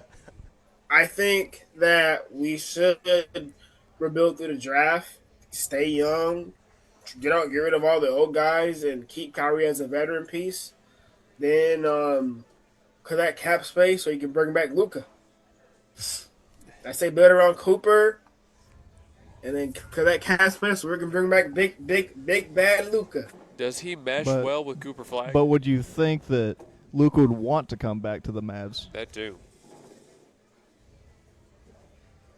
If Dirk's in the office. Because they ended on some pretty bad blood.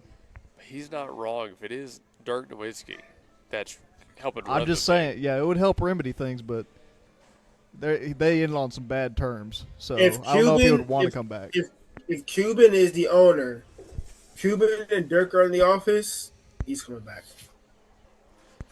That's I don't know if he'll come back if he's not. They're not. Or what could happen, I think he's eligible in a couple of years, if I'm not mistaken. I may be wrong on this, but what he might do is stay in LA for the next couple of years till he gets eligible for the Supermax, then try to get a trade from LA back to Dallas, as his pay would be higher as the Lakers are paying it.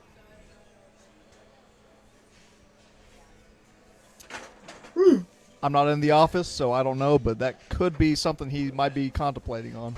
You're giving him ideas. I see a smile creeping across Trey's face on our Zoom call here.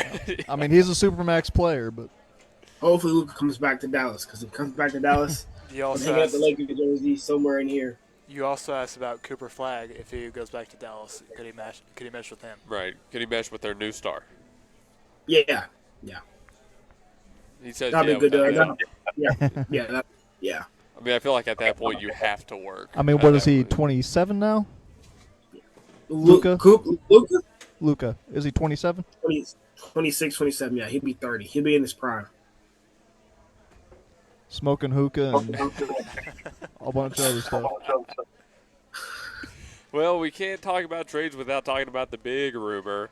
The Boston Celtics, one of the teams to keep an eye on for a Giannis Antetokounmpo trade. We think that he goes to the Seas. Ooh. Trey is stunned by this one. I don't think you'd heard this yet. Giannis and Tatum. That's a dangerous duo. It's disgusting. They talked about giving up a Pritchard or a Derek White, or I think a Baylor Shireman. Is that what you said? For That the third one? or Sam Hauser. Or Sam Hauser, but That's interesting. I would say they'd have to give up at least two of those. You're giving up Peyton Pritchard? I think they should. I don't know if they should. I think they could, without a shadow of a doubt. They can't. I don't think they can give up Derek White. I think he's too important to the chemistry in Dallas, and he's a team leader. I don't He was one of the integral parts of that championship. Yeah. Right. And he gave them a pretty real chance to fight for next round in this year. Yeah, chipped a tooth Yeah. winning that championship. Yeah. But, I mean, honestly, Pritchard trade, a Hauser trade, let those guys go see if they can be the one somewhere else. I could see that happening. Yeah, I mean, end of half, end of quarter, Peyton Pritchard is 9-1-1, so. Yeah. I mean, go ahead, Trey. Peyton Pritchard is something else. OSU's own. But he went where? He went to Oklahoma State for about a year. Oh, shoot. But then the question comes at that point, how long they get Giannis. Yeah. Well, I mean, not for nothing, but last time the Bucks traded a piece to the Celtics, they won a championship. It is true. Mr. Holiday himself. That's right. Well, we're running out of time here, Trey, so I want to give you one more time to maybe talk about some other teams you follow, one more plug for your stuff. Go ahead and say whatever you want. I follow the Texans. I'll go Texans. We're winning the Super Bowl this year. Follow the big old Longhorns. Took the horns. Got to hold it up around here. I shouldn't have offered this. And the Dallas Wings. Well, we know that the Cowboys ain't doing anything. Yeah, hit him back. Cowboys suck. But I had to let you get them back a little bit. Yeah, I'll be covering, looking at some of the Texan stuff more and stuff like that. So yeah. Well, Trey, do you have any big projects coming up to kind of, make a statement, I guess, early on in your career? Just a video about the Lakers game, but I'm going to some high school. I plan on starting to go to more high school games down here in Texas and covering games here, and then over in Oklahoma too, and with you guys too as well. But yeah. Oh, so you're trying to get more like the future stars, the prospects kind of side of it. Pretty cool. Pretty cool, man. Pretty cool. Especially here in Texas. Oh, my gosh. Yeah, they got some ballers down there. All right, what schools are you thinking about? Well, my high school, of course, and then some of the big schools. I'll be going there with my friend, my homeboy, and covering the game, too, asking him what he thinks. Your Frisco's and Dallases and all those? The Allens and McKinney's. Mm-hmm. Allen. I love Allen. Oh, my gosh. Yeah. All right, well, it sounds like Trey's got a lot on his plate for the future. We wish you the best of luck, my friend. Thank you, Luke. All right, man. Thank you for joining us. We had a great time. Anything else you want to say? No. Hey, go Lakers. No, Lakers at 7. No. Lakers at 7. Lakers at 7. Lakers at 7. All right, man. Have a great rest of your night. All right. Bookmark it. Bookmark it. We'll talk to you later, brother. Talk to you later. Guys, that was Trey Allison showing up for this 30-minute segment. He's a character. I love him. I'm so glad he could join us. We need to try to test his ball knowledge at some point. Just do the picture test with the Lakers. Guess the players.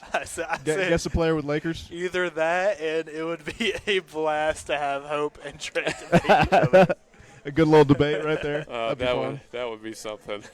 Like I said, I don't want to be in the room where it happens. All right, you can show me the door. I don't want to be anywhere close. We can set up this camera and then get. Yeah. We'll be back in an hour. Y'all just duke it out. All right, folks, we're going to one more break here. Then when we come back, our final 30 minutes, we'll wrap up this show. We've been live from Chelinos. You guys want to tell us a little bit about Chelinos? You do the ad reads. You want it? Get a burrito supreme. All these things look really good. They have really great deals down here. I would strongly recommend coming down here. They're open, I think, until 9. He said such friendly service. They do everything with a smile. They go out of their way to help you. They want to help you and offer you these great deals. Such high quality food. It's a really great place to stop by and get some Mexican food. Absolutely. And don't forget $8.99 enchilada night. I'm leaning more towards a little bit this spicy chicken pollo a la diabla. That looks good. So, spicy chicken pollo a la diabla. A la diabla. Did I say that right? I think so. Man, we're about to find out. Well, I guess we are. Hey, we're going to break. When we come back, our final segment. Don't go anywhere. It's the game plan with one more 30-minute after this. The parking lots are full because it's always a celebration at Chelinos Mexican Restaurant in Yukon at 1227 Garth Brooks Boulevard in the Chisholm Shopping Center with a traditional flair of Mexican casual dining where your meal always begins with complimentary chips, cheese, and salsa. Then a lengthy menu selection from fajitas, tacos, enchiladas, fish tacos, tacos, and so much more. You don't have to be shy at Chelinos. Ask for our daily specials and finish your meal with our sopapilla or pick something from our dessert menu. Oklahomans have chosen Chelinos Mexican Restaurants in Yukon at 1227 Garth Brooks Boulevard in the Chisholm Shopping Center. Call 405-350-2006. Hi, I'm Trinity. I'm with Red River Credit Corporation. I've been with the loan service for about 2 years. We'd love to help you with your auto or signature loans. We are located at 1081 South Cornwall Drive in Suite 401, Yukon, Oklahoma.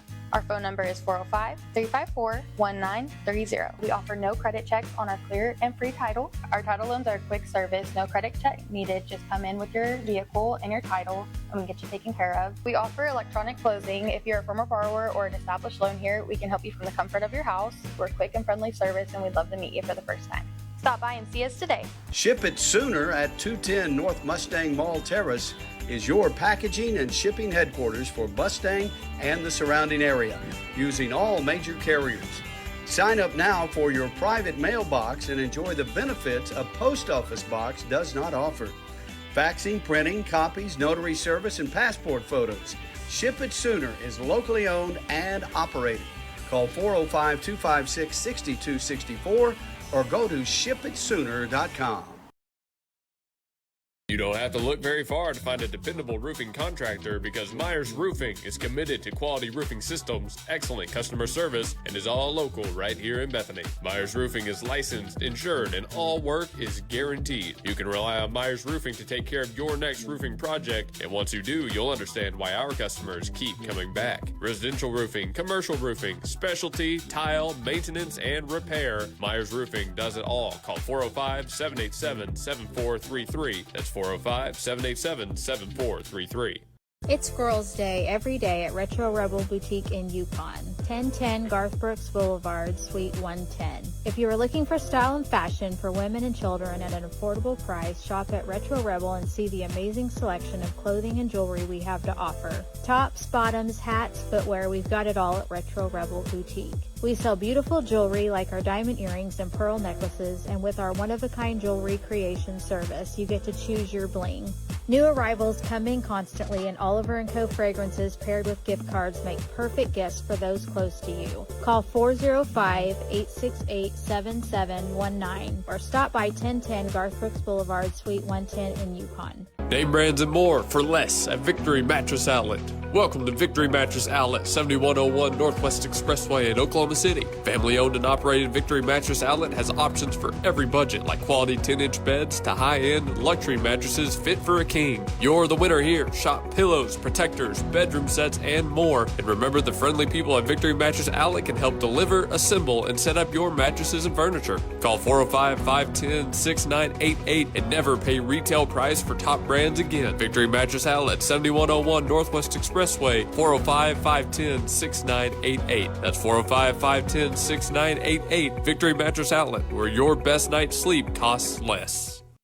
Stephanie's Vintique and the Plaster Paint Company is all Oklahoma made at 3821 Asbury in Bethany, featuring vintage, chalk paint, antiques, clothing, vegan soaps and lotion, homemade cards, decor, and furniture. And space is available for rent to start your own business at Stephanie's Vintique and Plaster Paint Company. Call 405-249-3604 and see why people are coming from all over the metro for this paint and decor. Or you can visit us at theplasterpaintcompany.com and also see us on Facebook. Stephanie's Vintique and Plaster Paint Company in Bethany. Start your Vintique experience. Nobody gives you more. We have great news for you today, folks. Toro Taxes at 5909 Northwest Expressway, Suite 249 can help with all your tax refund needs. Toro Taxes specializes in helping our community get the maximal refund possible, and their team of experienced tax professionals guarantees reliable, efficient, personalized services. Call 580-275-8933 and talk to Toro. 100% secure digital and in-person processes with services in both English and Spanish. Schedule your appointment today and let the experts handle your tax return. 5909 Northwest Expressway, Suite 249. Call 580-275-8933. Don't leave money on the table. Toro Taxes. The parking lots are full because it's always a celebration at Chelinos Mexican Restaurant in Yukon at 1227 Garth Brooks Boulevard in the Chisholm Shopping Center. With a traditional flair of Mexican casual dining where your meal always begins with complimentary chips, cheese, and salsa. Then a lengthy menu selection from fajitas, tacos, enchiladas, fish tacos, and so much more. You don't have to be shy at Chelinos. Ask for our daily specials and finish your meal with our sopapilla or pick something from our dessert menu. Oklahomans have chosen Chelinos Mexican Restaurants in Yukon at 1227 Garth Brooks Boulevard in the Chisholm Shopping Center. Call 405-350-2006. And we return one final time for break here on the Game Plan on the Gospel Station Sports Talk. Luke Young, Adam Young, Blake Vance all sitting down here having a great time inside the walls of Chelinos. Beautiful day outside.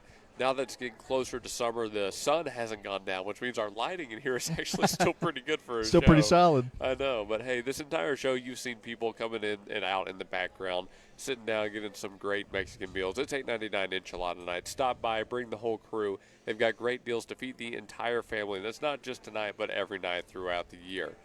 We can't thank Chelinos enough again for letting us come by and do this show. Stop by 1227 South Garth Brooks today and make sure you dine in at Chelinos. One more time, the phone number to call is 405-350-2006. Guys, that's our final segment. What are we going to talk about on this one? I think you wanted to start with some baseball. I can keep going with some baseball. I've got some more news. Let's start back in Detroit since we were talking about Framber Valdez. His suspension has been announced. It's going to be 6 games. The fine total has not been released as I have come to understand it, but we do also know that his manager was suspended for For one game. For one game, there you go. He'll serve that next time they play Boston.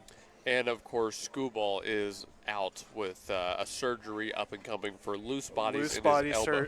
Loose body surgery. He's got fragments of elbow bone, something like that, kind of broken off the bone and just sitting there in his elbow. Obviously, he's getting surgery for that because those bone fragments are sharp. They can start little digging into your elbow and your cartilage and your tendons in there. So that's why he needs his surgery now to get that out. And you and I were watching a video on it earlier, Adam. Do you remember what they said he said it felt like when he realized something was wrong? I don't remember if it was numb or stinging. It was one of the two, but immediately after A.J. Hinch and the trainers that game went to the mound, they went off, and Skubal immediately struck out the next 3 before leaving.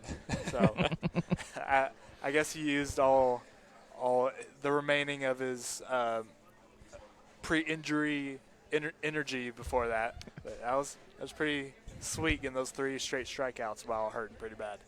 Yeah, we know obviously for Tarek Skubal, it's such an electric arm, being so good, Cy Young winner.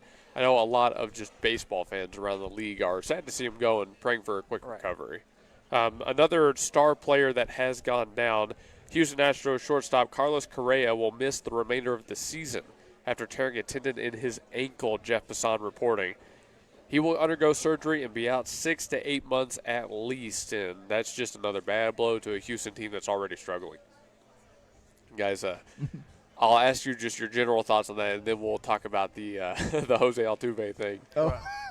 I'll never want to see a player get injured, no matter how much I hate the team they play for. Obviously, this is pretty good for Seattle since they're in the same division. That just puts the Astros more in a deficit and makes it a little bit easier on the Mariners every time they play the Astros. Again, I never want to see a player get injured, but on the game side, it helps my team, the Mariners, a lot. Right. I pretty much second everything he just said. You never want to see a guy get injured at all, any players. But it does kind of help the standings for my Rangers to potentially secure a playoff spot later on. You know, Yordan Alvarez had such a great start to the season. He's cooled off now for Houston. Jose Altuve isn't having his best year either. I mean, it feels like they haven't figured out a way to put it all together yet, right? Right. And at this point, will they? I don't know. Last year, I thought it could have been the Rangers in that final playoff spot. Houston just barely edged them out. So it sounds like at the rate we're going, you can expect Oakland, one of Seattle, and Texas in the playoffs. Well, even in bad division, someone's got to win it. So. Exactly. Yeah, even in that division, Houston being at the bottom, they're still 3 games back from the Athletics, who are at the top. So anything could happen. Still a long season to go. Yeah, still, 150 games or so? True. We didn't even mention the Angels because the Angels are just terrible. All right, but now here's the real big news and the real sad news. No matter who you are, you didn't like to hear this. John Sterling has passed away, the voice of the New York Yankees from 1989 to 2024. I mean, wow. When you think of baseball broadcasting, no matter who you are, he's one of the voices that comes to mind. I mean, I can hear some of his calls and his style even now. Yeah, there was a call, an Aaron Judge's home run that they kind of did one of his. It was like they did the it is high, it is far, it is gone, and I thought that was a pretty cool tribute. Yeah, again, I can hear it even now. Yeah. But one of the fun things I found out about him is, MLB reported that he called the final out of 5 World Series championships for the Yankees. He called every game that Derek Jeter played in for the Yankees. He was the guy. He's a legend of the game. I mean, it's the equivalent of Vin Scully for the Dodgers. Exactly. I mean, you don't think of Yankee baseball without thinking of him. He also had stints with the Atlanta Braves, the Hawks, the New York Nets, the Islanders, and the Baltimore Bullets at his time of passing, 87 years old. And again, just a legend of the game. Absolutely. Yeah. Had a very good run at it. No kidding. He's got quite a few big moments and things that will be remembered for many, many, many, many, many years to come. So we got to pay respects to one of the legends in the broadcasting game. Oh, I mean, yeah. That's what we all aspire the to, patron right? saint of baseball broadcasting. That's what we all aspire to be. So, but let's pivot away from baseball. We've talked enough about the baseball and basketball right now. Of course, we'll still give live updates of the games happening here, but football. We've got some news coming out of there. The Packers signed quarterback Tyrod Taylor. Now, obviously just going to be in that backup position behind Jordan Love. What do we think of just the offseason news we've heard so far generally about the league? Is there anything that's standing out to you guys, anything that jumps off the page? I haven't heard a whole lot. That's pretty much the first news I've heard. I think the Broncos got a couple of good free agents, and that's the team I root for. But I haven't really heard anything other than what you just said with Tyrod Taylor. That's a really good pickup for the Packers because Jordan Love went down for 8 games, I think, last season, and Tyrod Taylor is one of those guys that can steady the ship and at least get you. If Jordan Love goes down for 8 games, he can at least get you 500. I'd say that's pretty accurate. I mean, you have to have that safety net just by the state of the league. I mean, think about how many players have gotten injured on turf in Dallas, and then you have the injuries in San Francisco, and then you have the injuries in Washington, and just so many people get hurt so often, especially on the turf fields. Now, not all of those play on turf, but especially on turf. Yeah, he's one of those that's like just an incredible career backup that can step in, get you a couple games here and there if necessary. The thing is, he's not the best quarterback out there, but he just doesn't make mistakes, and that's the big thing. He'll manage the game really well, let the defense take over, let Michael Parsons go eat, and then he's gonna hand it off or get some easy completions and not turn the ball over. I mean, that's the job you want to be, right? The career backup that gets paid the money you want. Oh, yeah. Without all the stress. Yeah, of he being did the really starter. well. He did really well in Buffalo for a few games not too long ago. Yeah. Another quarterback that might have a bright career ahead of him, Fernando Mendoza, has reported to training camps, and early reports say he looks like a young Tom Brady the way he moves around, which is very funny. But so he's got a 6-flat 40. Yeah, no kidding. But actually, I found it very funny. We talk about Mendoza and his attitude, right, his approach to the game and what kind of guy he is. Getting mentored by Kirk Cousins has only given him more correct answers to tell the media. Yeah. And this was his answer to the media when asked if he would attend the White House trip with his fellow Indiana teammates. Listen to it now. The trip to the White House, 11th, later this month. Are you able to make that trip? Are you planning on going there? I believe May 11th is the first day of OTAs. If I'm not mistaken, I have the calendar. However, I don't have the calendar. Sorry. Well, maybe I do. Sorry. I gotta check Teamworks. If it is on the first day of OTAs, like I said, I'm on the bottom of the totem pole here. I gotta prove myself. I can't miss practice. I don't know anything official. I don't have the calendar, but I just wouldn't. As a rookie, I don't think that's a good look. And I want to, try to best serve my teammates. And I don't know if that'd be accomplishing that goal. because it's, although it'd be, yeah. Shout out to that staff for the media training. No kidding. By the way, number 1 overall pick, and he comes out and says, I'm a rookie, bottom of the totem pole. How many number 1s that are going to get playing time? Think of the game like that. There's not too many. Not too many you could think of. I mean, Kyler Murray was immediately slotted in. Baker Mayfield immediately slotted in. Those are just our OU guys in recent memory. Jalen Hurts immediately slotted in. Like, he was a high pick. Number 1 overall pick going to a team that needs a QB, and he seems to be approaching it in the. Well, Baker, I thought, backed up Tyrod, didn't he, in Cleveland for like 8 games? Did he? It's so long ago now that I don't remember. Yeah, I'm pretty sure Baker backed up, and I believe Jalen right. backed up Foles. If I'm not mistaken, I could be wrong on that, but I think he was a backup for a little bit. You are right, at least about Baker. Yeah. I do remember now. You are correct on that. But it just doesn't feel like that now, knowing what Baker has done. What Hurts Baker getting had Super a long Bowl. journey. Yeah, no kidding. Hurts getting a Super Bowl. Doesn't feel like they ever spent time as backups, but the point still stands, right? Number Patrick 1, Mahomes backed up Alex Smith for a season. Yeah, true.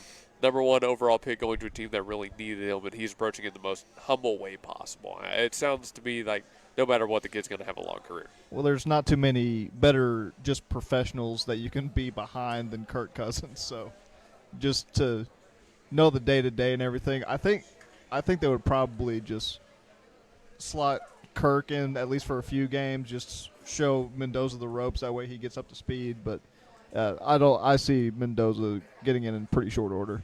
I think so too. But, I wish the best for the kid. My workout playlist when I go to the gym is the picture of Fernando Mendoza diving into the end zone with 3 players around him. Just an electric player and a great guy. You always love to hear the great guys going.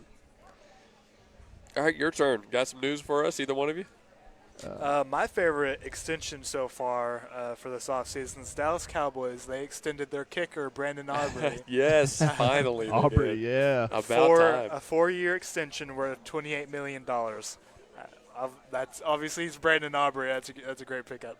It was about time, wasn't it? And they also got George to sign his end of the team tag. So good deals happening in Dallas, we think. Right. Blake, you got anything? I had something pulled up, but it exited out for some reason. Well, Adam, you've got some time here. Well, while I'm looking, just to kind of throw this out there, this was last night was the first time in 2 years. They got the win anyway, but Shea Gilgeous-Alexander did not hit the 20-point mark for the first time in 2 years, just about. Right, I forgot about that. I'm glad you brought that back up because we were talking about that in a break. How much attention they gave Shea, and OKC still beat him, and Holmgren went off. They were triple teaming Shea, just about. I know people are not a fan of his play style, and I always have my opinion on it, but OKC is just built to win with or without the fouls and free throws. If you think they take too much, OKC is built to win without it. So I do think, and Mike Gannon says the same thing. He thinks this is going to be their year and potentially their last year with Wemby doing what he's doing. I think they've got now the best chance out of anybody to win it. My pick was Boston to beat them in the finals. That didn't work out, so I don't see anybody besides the Spurs beating Oklahoma City. And the Spurs now might not even make it. They got to deal with Minnesota first. Yeah, Minnesota's not an easy out at all by any stretch, especially with Ant-Man manning the point guard's position. All right, Adam, you got some NASCAR? No, I think I'm done with NASCAR. You don't want to talk about your All-Star voting? Oh, it was just saying it's got put up. I don't think there's really much finalized on that. All-Star race is coming up soon. That will be posted soon, though. Gotcha. Okay. In other words, switching to the Seattle Seahawks, I want to talk about their first-round draft pick for a little bit. They drafted Jadarian Price, a running back out of Notre Dame. I think this was the perfect pickup since they just got rid of Kenneth Walker after winning their Super Bowl. And Seattle is such a run-heavy team, which is why they needed another good running back presence that will sit behind Zach Charbonnet for a little bit after his injury once he comes back. But again, Seattle is such a 2 running back tandem offense all the time. I think this is going to be a great pickup. He should be a home run pick if he's developed properly, and I think they will be back in the playoffs in no time. There you go. That's your official call. Adam believes it. So I saw this earlier, and it doesn't have to do with any of the big sports, but I was just looking up just for giggles things that happened on May 6th in sports history. Let's see, that is 72 years ago today. I want to say 1954. Roger Bannister broke the impossible 4-minute mile barrier. Oh. Well, you've talked about so much track this year. That is hauling. It still feels unreal, even with all the track accomplishments we've seen since then. It still feels unreal. Yeah, and I just thought that was like super interesting. And then also, Kerry Wood tied the MLB record with 20 strikeouts in 98 on May 6th. Nice. So just little quick trivia questions for your game nights if you feel like it. There you go. Hey, log that one down. Go back. Keep an eye on that one. Baseball rankings have all officially released for 4A down. For the high school level, Tuttle was number 1. They got 11 votes. Elgin number 2, MSM number 3. It's all the rankings for the area playoffs that we've seen so far. Tuttle ended up 31-4, Elgin 32-4, but with slightly less points and many less votes. I mean, no one really, especially because Tuttle got the head-to-head over Elgin, so there was no doubt that Tuttle was going to be number 1 in 4A. Marlow was number 1 in 3A with Washington number 2 in 3A. Silo and OCS are the 3 and 4. In 2A1, it's Dale and Lotta, with Cashton and Colbert being close by. Then you can keep on going down through the rankings. But one we want to talk, let's talk about what's going on in 6A, because we have not mentioned the place we're at right now, the Yukon High Millers. Yeah, the Millers are doing really well this season. If I remember right, I think they were 28-6 on the season. 28-8 now. 28-8. There you go. So, and they just lost to Moore 5-1, and they're just having an incredible season. They usually do. It's very rare that they do not have a really good season in baseball. And they are beginning their own postseason play. Actually, in the regional tournament, Mustang has already started. Looks like they got a win against Capitol Hill and a loss to Edmond North. So that's an interesting development for Mustang. I don't see UConn's results yet, but I'll keep an eye out for them. Keep looking. Yeah, I couldn't find anything on their results. I mean, I think I know where to go to find it, but, you can never be too sure. Let's see, 6A regional assignments. This should be what we're looking for. If we're lucky, it's updated, but who knows? It does not look like it's updated. So, well, at least we know that they are in the tournament. We know Mustang's release, so I'm sure we'll find out about UConn before too long. Oh, I'm sure. And speaking of UConn baseball, Carson Benj is doing pretty well for the Mets. He's just below 200 hitting on the year, but he's made some incredible plays out in right field. So shout out Carson Benj. He's doing really well for the Mets. And it's like Trey said, season is young. A lot can turn around for any season. He's a rookie. Yeah, exactly. He's going to catch up to speed. 200 for a rookie ain't bad. No, not at all. Back to Bethany High, though. Yesterday was decision day for the high school, so all the seniors walked the yellow brick road they set up in the gym, and they effectively step into their next phase of life. So once again, congratulations to all the seniors that have gone through Bethany. We'll have our graduation show before too long. We invite everybody to tune in. Guys, we're running out of time here. 8 minutes left. Anything else? Yeah, we got the NBA playoffs going on now. We're here at Chelinos having a good time at the 899 Enchilada. I didn't see this. I believe it was 35-28, if I saw that correctly, for the Knicks-Sixers. 35? Wasn't it just tied 27-27? That it was. Now it's 33-31. Okay, so I thought it was pretty close. I didn't see it quite right, but, yeah, the Phillies leading by 2 at the end of the first. But, yeah, it's gonna be a real fun playoffs. This is actually, I heard that this is the largest viewership in the first round since like 1980 or something like that. I feel like I remember the NBA posting. It was something like that. It was at least since the 80s, but first round of the postseason was the most viewed for first time in like 30 years. Nice. So pretty cool. That's pretty cool. They do seem to just keep growing it, the viewership. Yeah. Hey, I'll give you some stat updates on the Philadelphia-New York game.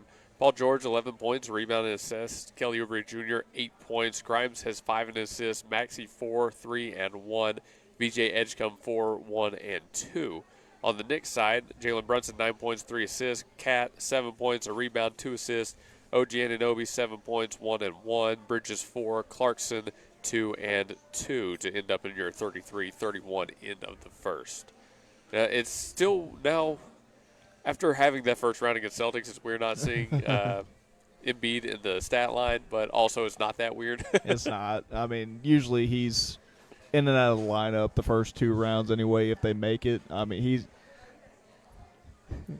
it's kind of interesting because this is gonna be bad, but Joel Embiid is the only MVP because he cried about it that has not made a conference championship series. Ooh, call him out, kid. Call him out. I mean, he's the only one that has been an MVP and has not made a conference final.